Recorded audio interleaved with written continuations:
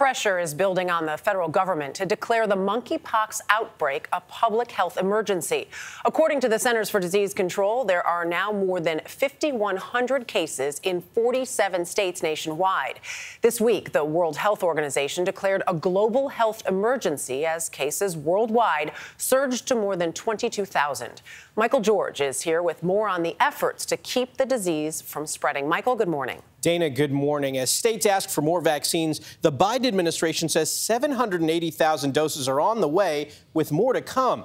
So far, monkeypox is disproportionately impacting men who have sex with men, but health officials say this virus doesn't discriminate. HHS is way too slow, hey, hey. The LGBT community has taken the lead in many places to bring awareness about monkeypox. In San Francisco, the community put pressure on officials to act, and they did this week.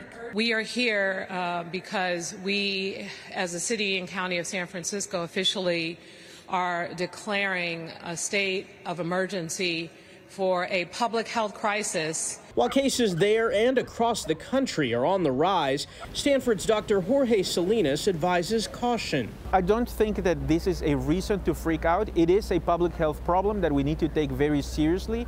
We need to educate our population. We need to get more vaccines. We need to get better at detecting and treating patients early. There is a vaccine for monkeypox, but right now there are long lines to get a shot because of the shortage of supplies. We are really prioritizing limited vaccine to the populations that are most impacted. So that is including gay men, bisexual men, other men who have sex with men. In the effort to meet the need, a growing number of states and cities are prioritizing a single dose of the 2-dose vaccine, despite warnings from both the FDA and CDC that both doses are needed. Monkeypox, not to be confused with chickenpox, usually manifests with painful lesions. Again, it's a virus, it's a contagious disease. However, the amount of exposure that you need is prolonged. You need several hours of exposure, so you're not going to get monkeypox from going grocery shopping or going to work every day. And in labs across the nation, lessons from COVID-19 testing are being applied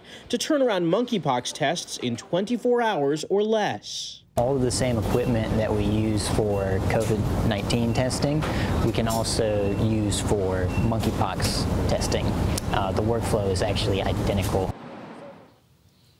And while all this may remind us of the early days of the COVID pandemic, there are some key differences. Monkeypox spreads primarily through skin-to-skin contact, and monkeypox, while serious, is rarely fatal.